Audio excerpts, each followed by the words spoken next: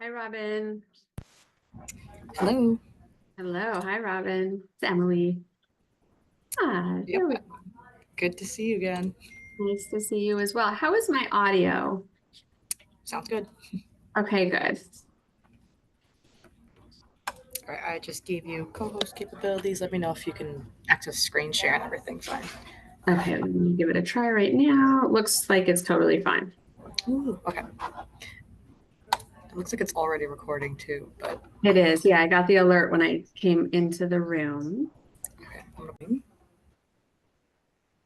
I'll turn on closed captions. And then get started. So, I have the pleasure of introducing Dr. Emilie Socash, who is the founder and CEO of the Nonprofit Help Center, which she founded in 2018 after working in the nonprofit sector for over 20 years. She holds a master's in nonprofit management and a doctoral degree in organizational and leadership psychology, and her doctoral dissertation focused on psychological factors related to donor behavior. In 2021, her company launched the Merit Nonprofit Professional Development Platform, an online capacity building system that's designed just for nonprofit teams, which now supports over 400 nonprofits and the thousands of people who work at them nationwide, which all members of the Alliance have access to at a discount. So, in her free time, Dr. Socash is an avid traveler, reader, and believer in the power of people to make great things happen. So, without further ado, I will hand the screen over. Well, thank you very much, Robin. And I love that we have a small group today. I know that we had a handful more sign up for this. That's always the way we get lots of signups. If any of you who are watching this on the recording after the fact, just know you're in, if you signed up with the intent of getting the recording, just know you're in good company. I do that all the time when I see something that comes across and it's like, oh, this looks super interesting. And I really want to see this, but I want to see it on my own schedule. So happy to have those who are with us live. Happy for those of you who are watching this on the recording. So we are here today to talk about activating every board member for maximum impact through this model I call Engagement 360. Now, a little bit more context about why I do what I do. As I mentioned to those of you who were on the call a little bit early, I'm based out of Florida. I run my company, the Nonprofit Help Center. I started my company about 6 years ago after working in the nonprofit sector for 20 plus years. And I've held the role of executive director, development director. I've done capital campaigns, turned around nonprofits. And there was always a piece for me that was missing in terms of how I built out my team and how I built out my board. And so now, running my own company at the Nonprofit Help Center, I get the chance to work with my team members on creating those things that I really know and have really seen and have really researched that the nonprofit sector can be strengthened by. And so today we're going to turn our lens on the board side of things. As Robin mentioned, my company also offers a platform called the Merit Nonprofit Professional Development Platform. And we can talk about that at the end if there's anybody that's interested in that. So let's jump into our topic at hand today. We're going to really focus on some actionable strategies to foster active board involvement. Now, this very much is the season of really bringing our boards up to speed. Many organizations, not all, but many organizations are on a July to June year. That means that we just now have had the chance to welcome new board members who have been nominated and put into place for this coming year. And so in our call today, we're going to really focus on that engagement aspect. So let's just lay the groundwork here. We'll set the table. Why do engaged boards drive the success of our nonprofits? Well, in a nutshell, nonprofit board member engagement, just that engagement piece of things, we can define that as the active involvement, commitment, and participation of individuals in fulfilling their roles and contributing to the success of a group or an organization. So you'll notice here, active involvement. Engagement is all about not just reading the board packet, not just giving a great gift. Those are important things, but it's really finding a way to activate around your involvement. So when we think about engagement, we're actually looking at the behaviors that drive a connection with the organization. The benefits, none of these are going to come as a surprise to you. When we have an engaged board, we see that the organizational capacity is strengthened. I like to think of capacity as the how we do whatever it is we do. So whether you are working with a food bank, or you are working with the United Way, or you're working with an arts organization, it's the how you do what you do that really is your capacity. Sometimes we call it bandwidth, sometimes we call it ability, it can be a skill set, mindset, all of those things can be incorporated within our thoughts about capacity.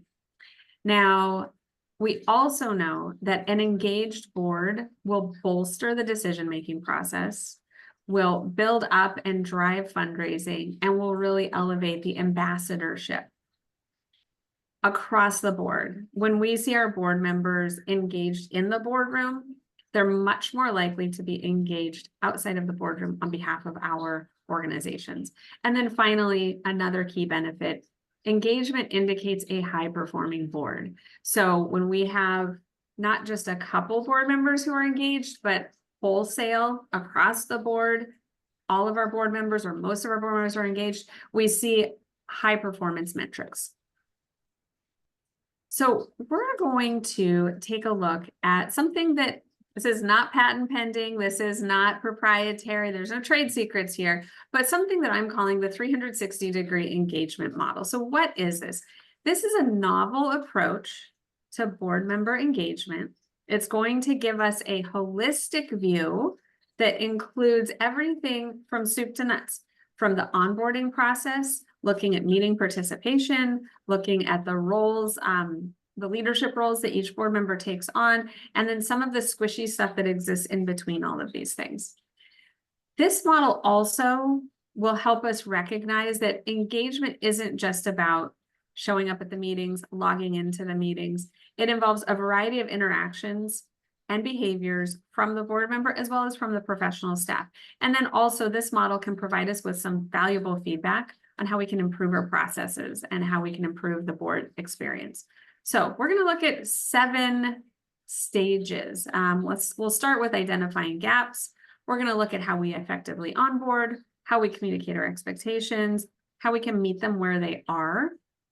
This is kind of a critical one, and how we can activate during meetings, leverage committee work, and then also measure and improve how we are doing the activity of board engagement. So we're going to go through each of these. And now this is the time when I will ask Robin to definitely keep an eye on the chat, because since we are a small group here live, this gives us an opportunity to have this session be a little bit more of a dialogue and a little bit less of a monologue. So drop your questions in the chat. Robin's going to keep an eye on them. And when they pop up, Robin, just shout out, give me a pause, and we will dive deeper into any of your curiosities or questions. We'll also do questions and answers at the end, and we will be looking at one of my unique tools that helps to support this model, this 360 engagement model. So step 1 of 7, we are looking to really look at where are the gaps in our board's engagement. Now, I'm going to guess that each of you in your board nominations evaluation process, you likely have or you have seen a board matrix that identifies some basic demographics about a potential board member or existing board members, their professions, their place in life. It could be geography, it could be their relationship to the organization, or they a past client. All of those sorts of demographics and metrics that we look at for a board member matrix. Well, we similarly can look at the gaps that exist around our board member engagement. We can kind of add another column onto that matrix, just like when we look for a gap in, well, we don't have an attorney or we need somebody with more financial expertise. We can also look at, hey, we seem to be lacking in engagement. Now, there are different engagement gaps that exist. Sometimes it's around just plain old low attendance at board meetings. Low attendance is often kind of the canary in the coal mine, that initial indicator that some more attention and some more energy needs to be placed around the board engagement model and the process that you're doing. But we also can see lack of participation.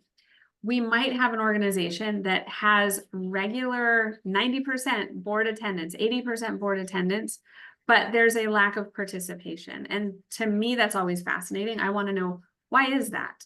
Is it that board members aren't preparing enough? Is it that we aren't providing them with the opportunity to do more discussion? It's really one of those meetings that could have been an email. We also can see an uneven commitment. This, I think, is probably the most prevalent gap that all of us have experienced, which is when we have a board member who might be new to our organization, or maybe they've been with us for a little while and they've typically been kind of high energy. And then we see that they disappear for a couple months and then they reappear and then they disappear and then they reappear. That uneven commitment can actually be more disruptive and more difficult from an engagement perspective because we don't know what to expect. So identifying those engagement gaps can really help us to get the first stages of our engagement model put into place. And then what we want to do is, once we see, are there engagement gaps, which ones seem to be most prevalent in our board, and there always will be some engagement gaps, then we can look to design some tailored strategies to close those gaps. So if you find that an uneven commitment seems to be your most pressing challenge in terms of board member engagement, a great strategy to that is really having the board chair and the executive committee leaning into developing a personal connection with board members, and that can help to address that gap. So really identifying those gaps is the first step. The second step that we want to look at is, how can we engage our board members using the power of effective onboarding? And our objective here is really to, and sorry about this, folks, I'm just looking at how to minimize my control bar because it seems to be right in the middle of my screen. There we go. Okay, fantastic. So our engaging early, our goal really here is to structure our onboarding process such that it sets the tone for engagement and it creates a uniform starting place for all of our board members.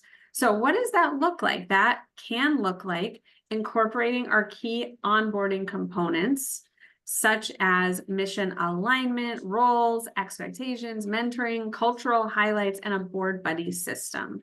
So all of these board effective onboarding tactics really create this uniform starting place. Now, one of the kind of ironic aspects when you're improving your onboarding process is that past board members don't have the benefit of your improved onboarding process. So we need to be mindful of that. So for example, if you have a new year start in January and you're looking to really amp up your onboarding practices to really be engagement focused, you might make a point of sharing out with your entire board that while this is directed towards our newest board members, there are new components that are relevant to all board members, and be sure to invite them or at least record and at least disperse this new information out to them. Now, I have a couple of success spotlights that I'm going to highlight throughout our time together today. The first of which is an organization that is one of our clients, and they have done a superb job of balancing the in-person orientation primarily for new board members. So they do a small group approach with a one-on-one intro session with some of the key staff. It depends on kind of who's available, but everybody can do it. And then they fill in the gaps with an online training course that I'm going to show you a little bit later. Now, what do I mean by balancing the in-person, the group, the one-to-one, and the online training? So in this instance, this particular board recognizes that each of these reflects a different way to really energize a board member. And they recognize that not everybody is super jazzed up about going to an in-person session, but they might get the most out of a 30-minute one-on-one where they can do a deep dive on their questions. And so they're really looking to In the learning community, we might call it different modalities, right? So they're looking to really engage across different engagement modalities here.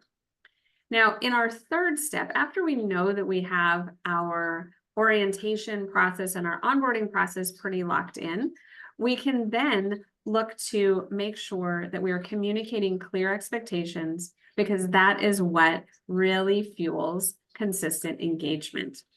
Our objective here is to really provide clarity around the roles, the responsibilities, the time commitments. All of that will lead to higher engagement.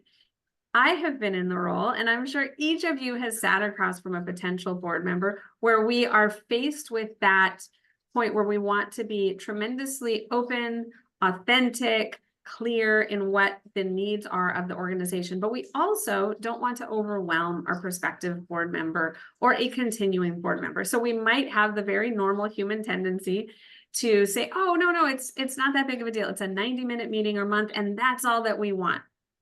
That is a red flag. We don't want to do that, even though that feels like the nice thing to say. Rather, being clear in saying, you know, our job description for board members looks like this.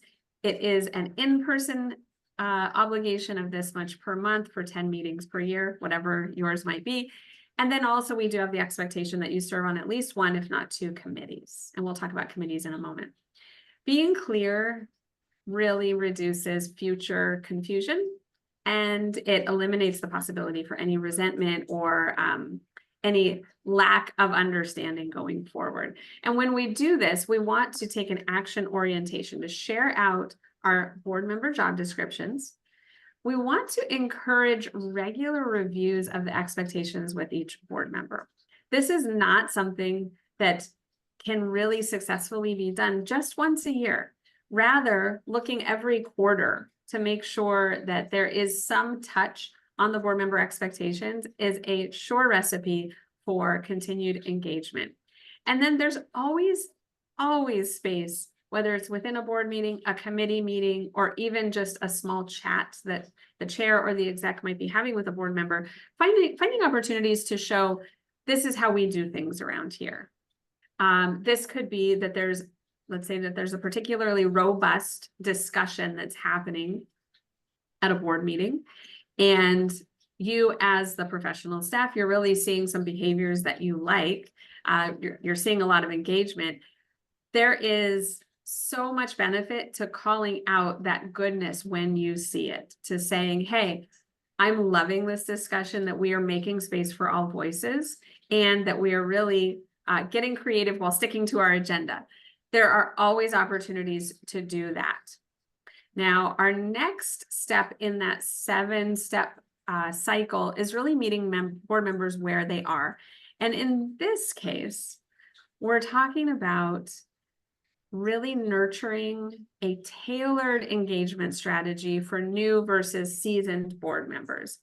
Now, when I say new and I say seasoned, I don't actually mean younger and older. I don't mean early career, late career. What I mean is new to your organization or seasoned within your organization. So someone who has been on the board now into their 3rd year, they are likely in or approaching their seasoned board member status, where somebody who is new but could be an older person, they would be new, and they require and benefit from different and tailored engagement techniques. So in this instance, I actually recommend that you attempt to create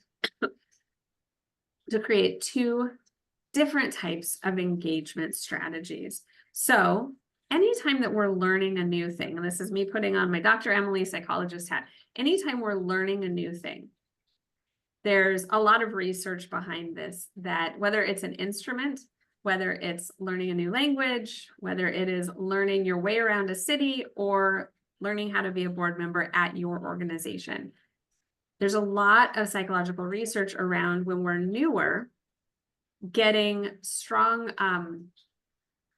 clear corrections and clear expectations really boosts the learning process. When we get into our later time, whether we're getting better at that instrument, we're learning our way around the city, or we've been in our board role for a couple of years, looking for opportunities to fine tune the practice, that's where learning can be turned up later in the learning process. So with that in mind, our newer board members might benefit from this success spotlight that I want to share with you about the board buddy system. While our veteran leadership, they may become a buddy, they may be encouraged to do a particular elevated leadership experience. They may have a roundtable with the exec in a way that is really oriented towards their volunteer journey. So understanding that there are different needs of different board members is pretty critical to really upping your engagement game. And then also you do have the opportunity, if you do have the people power, to track an individualized engagement plan. Now it sounds like it could be overwhelming, but it really doesn't have to be. An individualized engagement plan could look something like this. Let's say you have your board roster, you have your 17 folks that are on your board, however many you have, and each of them can either be an A or a B, a new or a seasoned engagement plan. And this might mean it's just a chart of, having a one-on-one conversation with the board chair during the year. It could be presenting new opportunities for leadership development. It could be talking through all of the committee opportunities for a newer board member. And it could be, really digging into some of those for a veteran board member, some of those cross-organizational or more ambassadorship roles and opportunities for engagement. Excuse me. This board buddy program is something that one of the boards that I sit on does, and recently revamped to what I consider really great success. And it wasn't my idea, but I did participate in it. And the idea was that anybody who had been on the board for 3 or more years could opt to take on a board buddy. The board buddy would be somebody who is brand new or had only been on the board for 1 year. And the only obligation was to have 1 cup of coffee. I was paired up with somebody who was new to the board. I knew him in a different context, and I had actually nominated him for consideration for the board. So I already had a relationship with him. But he's a couple decades older than I am. He is an exceptionally experienced nonprofit leader and board member, but new to our board. And so through this board buddy program, this was a way to really tailor in both my engagement as a seasoned board member and his engagement as a new board member. And this has turned into something that the organization finds remarkably helpful. Now let's look to step 5. So we're 5 of 7. So this is where we're looking to activate every board member during meetings. Now, this is, I want to note as a kind of a distinction that I made here on this slide. Over here, you'll notice I said every member, every board member. And over here, I say activating every voice during meetings. Now, I did that intentionally. My intention with that is that we do want every single board member to participate in a board meeting. To their level of comfort, to their appropriate level of contribution, and to the best of the group experience. But also, we want to make sure that we are hearing every voice. And every voice is different than every board member. I'm getting a little bit meta, but stick with me here. So every voice, this means that on every issue that is on your agenda, maybe it's an item for discussion, it doesn't mean that we need to hear from every single person in the room, but rather we need to make sure that every voice, every identity, every demographic, every connection to the organization is represented.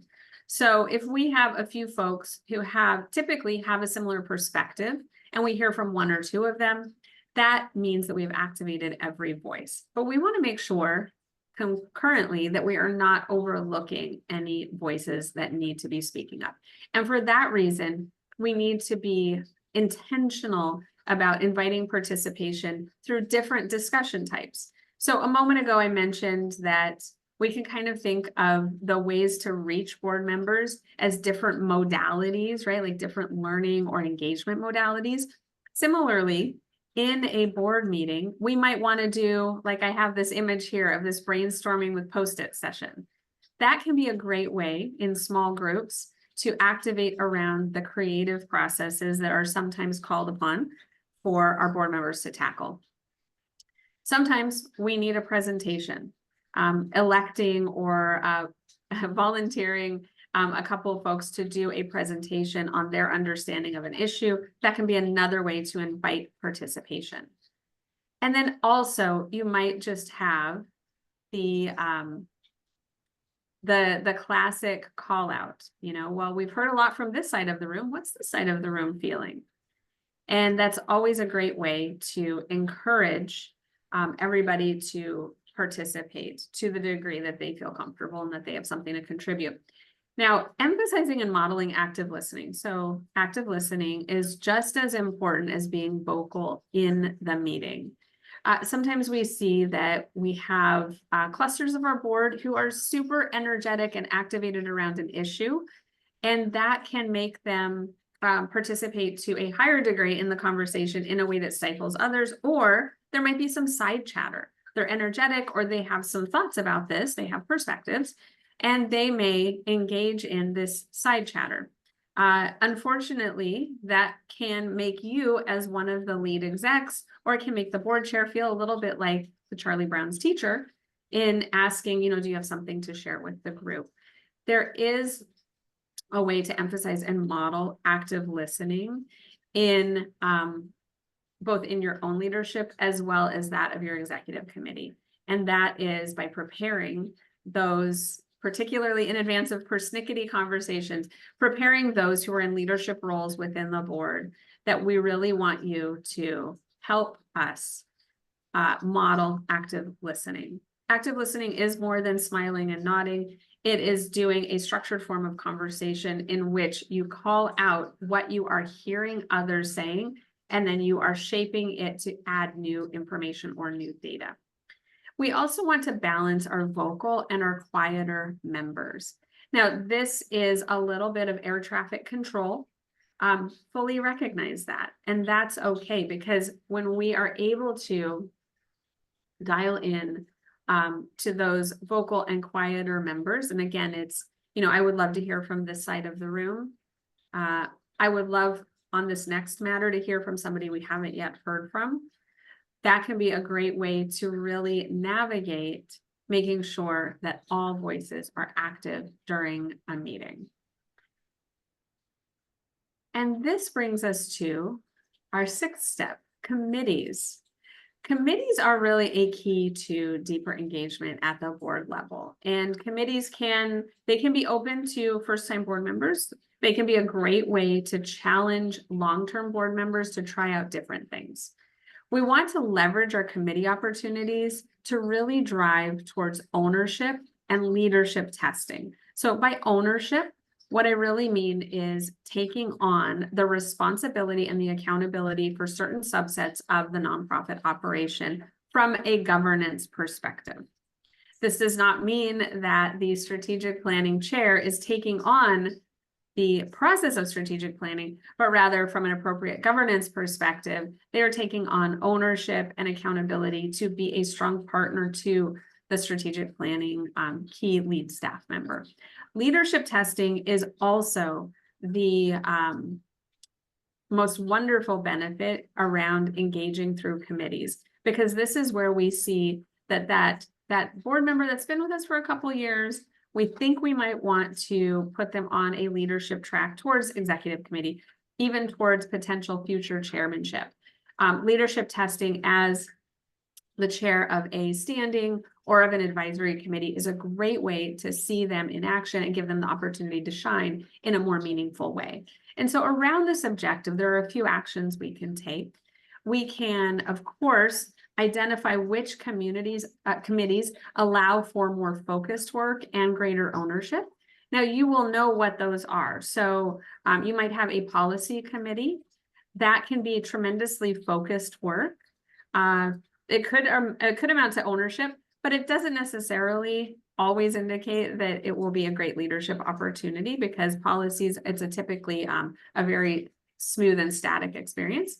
Whereas something like strategic planning, something like risk management, that can provide that fuller sense of ownership. We also want to look to assign committee roles and invite committee participation based on individual strengths and interests. Now, it's not always possible to align the interests that somebody has with the committee that needs their help.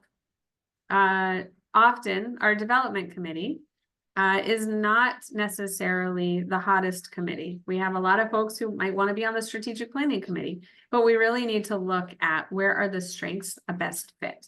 Maybe it is on the development committee, maybe it is on the strategic planning committee. And then finally, we want to balance and emphasize differing opportunities across our standing versus our advisory committees. So in this instance, I'm differentiating between our very functional committees. This could be exec, finance, governance / trustee. It could be policies. It could be risk management, strategic planning, if I didn't say that, enterprise-oriented things, or advisory committees. This could be a gala committee. This could be the HR committee. It could be something that is out in the community that really focuses on the collaborations that you have outside of your four walls. And then the final step, and this is really the step that we do with any sort of change initiatives, right? We measure and we improve. And we really want to have the objective of making measurement and improvement strategies the norm. None of this engagement stuff is a consistent, static effort. Rather, we always want to be finding new ways to try new things and to improve. And so we have a few key activities that we can do. So, we can really look to regularly assess our board engagement through surveys or one-on-one check-ins. One successful way that one of my clients has done these regular check-ins is that after every board meeting, they issue a 1-question survey that is a Likert scale of 1 to 5 related to, in their instance, how much do you feel that you participated in this meeting? And they track it over the course of the year. And they're able to get 2 data points from the 1 question. One is the individual tracking their own participation and engagement. And then on the whole, as the aggregate, they are able to track, is our engagement, A, is it at a suitable level? And B, is it stabilizing or trending upwards over the course of the year? And so that can be an interesting and a pretty light lift means of tracking engagement. Also, it's really great to discuss openly how the board members' feedback can help us course correct and keep the board members motivated. How often do we have it that we see, oh, there's like a sticky issue happening with the board, but yet we are hesitant to bring it up to the board? Well, when we bring it up, that shines a light on it and it naturally dissipates the consternation around it, and it gets us all motivated to be in problem-solving mode. And then finally, we always want to use tools for gathering and reviewing board feedback. So it could be that 1-question survey. It could be a simple email survey. There are some tools and techniques out there. I don't use them, but there are some tools that issue a simple QR code at the end of every board meeting, or a 1 or 2 question survey that you can do just right on your phone. That can be an effective way to take an in-the-moment measure. Now, when we do engagement well, hi, Robin, was there somebody that had a question at this point? Yeah, I just wanted to pop in really fast because this question circles back to the slide before the last one. Yeah. The question was about if we could see some examples of what really good committee leadership can look like and feel like. How does committee chair lead and work relative to the ED and the staff? And if you have any examples from a development committee perspective, that'd be great. Yes. Okay. So let's talk kind of holistically about going back to that committee, the committee slide. So the question was, well, specifically you're interested specifically in development, but really looking at like, what does that committee leadership look like? And so from my perspective, and my perspective is not the only one, but I am a little bit biased after working with lots and lots and lots of organizations and lots of committees. that the committee structure, that it be modeled as a micro version of the board. And by that, I mean, of course, we follow the same general practices of like what our bylaws provide. But it also is a nice way to really get a sense of how agendas are prepared, how communication goes out, how follow-up is done, attendance expectations. One of the red flags that unfortunately I see, and I'm sure all of you have seen as well, is that, oh, it's just a committee meeting. I don't really need to attend, or we don't need to be as prepared, or we don't need to be as structured. That's not an ideal way to really have the committee function, as well as develop this as an engagement opportunity. So in the case of, depends on the size of your organization, but in the case of a development committee, and what I'm going to share off the top of my head is remarkably relevant to other types of committees as well. But we want to have a chair and a chair-elect so that we know who is coming down the road. And then we also want to follow the practices of our board, that everybody has some sort of a portfolio to take on. Now, on a development committee, a portfolio might look like, hey, I'm the corporate sponsorship person, or hey, I'm the person who works with the organization to be supportive of grant seeking or grant maker relationships. Everybody has a role to do, because when something is, what's that saying? When something is everybody's job to do, it's nobody's job. And that's where our committees often fall apart. Now, in the best case scenario, these roles are formal. In the best case scenario, the roles within a committee are filled partially by board members, as well as by just plain old committee members that we're getting to know as potential future board members. And then the cadence of the meetings, that I think is where we have some wiggle room. I like to see that committees meet no less than every other month, with taking off for whatever your slow season might be. Quarterly meetings are fine, but that's not really, it doesn't really allow for a lot of work or engagement generation. I hope you find that helpful, and we're going to return to this kind of some of these ideas as well when I share with you the online resource that we have for you. Now, we talked about measuring. Let's talk a little bit about celebrating wins and recognizing impact. So let's say that your engagement is going really well, or that you at least have a few folks who are really engaged and you really want to spotlight them. So these are just a few ideas. None of this is rocket science, right? But it's just getting around to really make this a part of your process. So of course, personal thank you notes from the chair or from a member of the executive committee are always well received. I don't recommend, I think it's a waste of time. I'll just speak frankly. I think it's a waste of time for professional staff to be sending board members thank you notes if they're not preceded by notes from other board members. And that's because peer-to-peer recognition, which is a volunteer to a volunteer, peer-to-peer, it will always be received as more authentic. Our staff members are, unfortunately, we're obligated as professional staff on a nonprofit board. We're obligated. This is our job to do it. So encouraging your board members to send those personal thank you notes, the executive committee to exceptional board members, it's a winning combination. Spotlighting a member of the month at a meeting.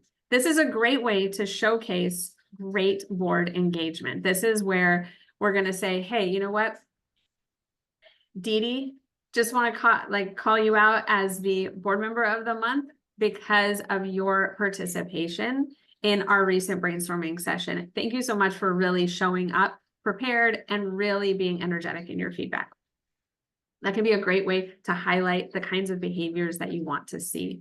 And then finally, you can do features in your newsletter, your email, your social media. This has kind of a dual purpose. It makes the board member that's being spotlighted feel all warm and fuzzy, but it also helps you generate a new pool, additional pool of folks out in the community who are aware of your organization as a leadership opportunity.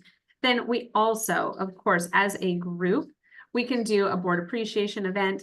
This is a great place to highlight some metrics. you know, whether it's an end of year survey, whether it's those end of meeting surveys, hey, you know, we've really upped our participation score by 10% this year. Yay, us. You can distribute achievement awards for service. This can be over time. These can be whatever you want them to be. You know, this can be your you know, treasurer, your lifetime achievement award for your treasurer, whatever you would like to do. And then also milestone recognition gifts or ceremonies are always well placed, and they always can be an opportunity to call attention to awesome board engagement. Now, let's return to this and let's just talk a little bit about what the annual cycle can be. And then I'm going to share out with you a tool that I think you'll get a kick out of. So you'll notice here that I actually have suggested a couple months, and that's because for many of these, and that's very intentional. This cycle of board engagement is not actually meant to be something that is annualized, but rather that is processed through twice a year. So let's imagine that you are a July to June fiscal year. I would suggest that we're looking at gaps in both June and January. That means that June is at the beginning of the year, well, the close of the year, and then January is mid-year, right? When we effectively onboard. That really happens once a year, July-ish, August-ish, typically. And then when we communicate expectations, we can be doing that as part of our onboarding process, but we also can be revisiting this mid-year to continue that engagement. Now, meeting them where they are, engaging in the board meetings, that of course is happening on a monthly ongoing basis, but leveraging committee work. This is where we are tapping into those committees at the start of the year, August-ish, July-ish, depending on how your organization operates, but then revisiting the engagement aspect of committees in February. And then finally looking to measure and improve. May, June, that's the close of the year, right? And then also November, which will fuel your January gap analysis. Now, with that, I do have a roadmap for board success to share with you, but I do want to pop into the chat to just see if there are any other Q&As before I change out. Oh yes, Dee Dee was asking about modeling active listening. And so let's talk active listening for just a moment. I'm going to stop my share and I'm going to actually switch to a different screen. And we're going to talk active listening. So active listening is, it used to be a buzzword. I will share with you that, like I say it a little bit tongue in cheek, that our active listening as a concept really is something that I mean that we're spending at least 60% of our time listening to understand and not listening to respond. So I'm going to guess that some of you, all of you, you've been on the other side of a conversation where you can see the wheels turning with the person that you're talking to, that they are listening just in order to respond. So maybe it could be you're telling a friend about your day, and you can see that they're eager to jump in early in your story or your outline because they're just listening at that moment. They're just listening to respond. But when we are doing active listening, we're actually listening to understand, and we are listening to attach what the other person is saying to our own thoughts. And when I sit with somebody or I sit with a board, the way that I see it happening is I see that someone will share out a thought. Like, let's say we're considering a capital campaign. It's going to be a biggie. This is a big discussion. And when I see a few board members sit back in their chairs and there's a silence, there's like kind of a pregnant pause, that tells me that active listening is underway, because we might have someone who says, I am so for this capital campaign because it's going to really put us on the map in our community. It's going to create this brand new facility. It's going to be so amazing, so rah-rah. And then when I hear a pregnant pause, that to me says active listening has been activated. And we have a lot of thinking and thoughtful responses happening. I hope that helps a little bit. Now, I want to share with you And please keep the questions coming. I want to share with you, I mentioned an online resource. So this is something that my organization has put together, and it is available to you through the Alliance at a discounted rate.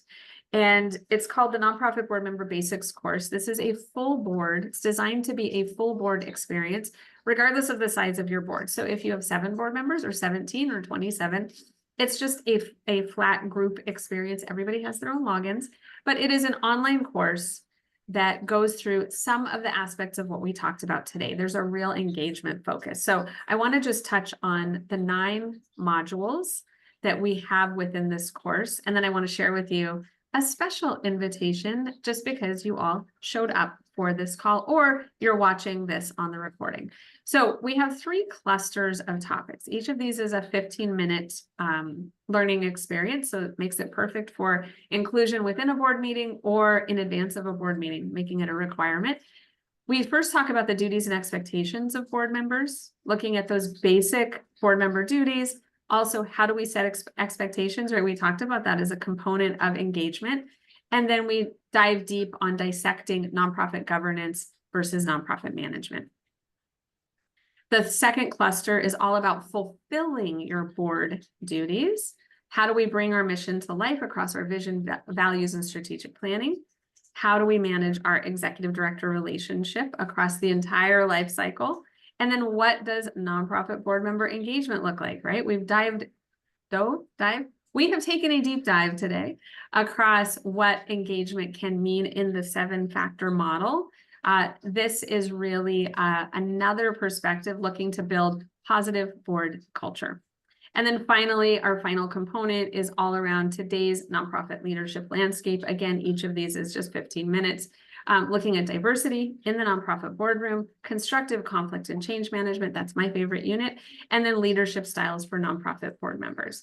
And so all of this for your entire board, typically when we have an organization that comes to us and works directly with us, we enroll their entire board for $1,000 for a year. Because of your alliance relationship, you automatically get a 10% discount off of that. But for participating in today, I'm going to suggest an additional 10% off. So if you wish to, in the next week or so, let's keep it open for 10 days. If you want to get this for your entire board, it would be available to you for just $800 instead of $1,000. And along those lines, we also make a gift back to Robin's program at the United Way, just because of our great partnership. Now, I see that Dee, I see that you came off of mute. And so I'm wondering if you happen to have a question and if you want to have a little more discussion. Nope, that was a mistake. I didn't mean to go okay. off mute. Well, it's lovely Thank to hear you for your voice. answering that other question. No yes, problem. thank you. I'm glad that you found that helpful. Anybody else want to chime in? We just have a few minutes left in our time together. Any other curiosities that you have around board engagement, how the Nonprofit Board Member Basics course works, or anything else about my work with the Nonprofit Help Center and how my team can support you? Oh, this is Sean. I guess I'll take advantage of the opportunity to ask. So we're 3-year, I'm on the staff, so I came from like an ED perspective today. Yep. We're small, we're a big operation, but we have a small year-round staff, just 3 of us. Okay. And I guess my question that I'm looking for maybe some input on is just around, I find, between getting our board, which our meetings scheduled for the year, it also sort of falls on me to like also get all our committee meetings scheduled for the year. And it ends up just feeling like a scheduling beast of sorts. Yes. Everyone for the regular meetings, try to slot everyone in committees. And I guess, any input on that in general? And also, do you find it should be the staff job to be like really leading all that scheduling, or do you find models where like committee leadership actually takes certain aspects of that on? Yeah, so I've seen it both ways, Sean, and I will say that there are two methods that can make this less of a headache for you and less of a headache for your team. So one way to do this is to create a structure, the word is escaping me, basically a framework within which each committee operates. So for example, this is different from your situation, but one very large organization that I work with, their development committee meets on the first Monday at 4 p.m. of every other month. And that's just how it is. And so they're able to attract enough board members or enough committee members that if a few can't make it at that time, there's still enough active engagement. So that's one way to do it, just to say, hey, you know what? Our finance committee always meets 2 weeks in advance of our board meeting. It's at this time on this day. That's one way to do it. It's a little bit rigid. And it can also feel like, it can still feel like a scramble to put that sort of a system in place as a small organization. Another way, though, is what you scratched at, which is delegate, delegate, delegate. To have a strategic planning chair, let's say committee chair, and to say, hey, so our expectation, the board's expectation, as well as executive expectation for this committee is that it is meeting every month. Please work with your committee to find a time that works for all of you and works for, you or whichever professional staff member is on there. Because it doesn't particularly matter if it turns out to be that everybody loves meeting at 7:30 a.m. on Friday mornings at the local coffee shop. If that's what gets them engaged, that's a-okay. So delegate or create a structure, because otherwise you will be spending a lot of your mental energy and a lot of that thought process on being a scheduler. No, And that's of course, helpful. yeah, and I'm going to make the leap that you're already using a tool like Doodle is a great one, just in terms of doing those one-off meeting scheduling. If you're not using Doodle, doodle.com, doodle.com. It's a great tool. It's simple. It's free. Anybody else have any questions? Anything they want to discuss? Okay, so I'm going to turn the mic back over to you, Robin. I feel like our timing on this one was just perfect. Chef's kiss. Yes, thank you so much for joining us, everyone, this afternoon. Thank you, Dr. Socash. Like I said, resources will be emailed to all participants and registrants after this. And thank you so much for joining us today. Thanks, everyone. I hope you have a great rest of your week. Thank you. Bye, everyone.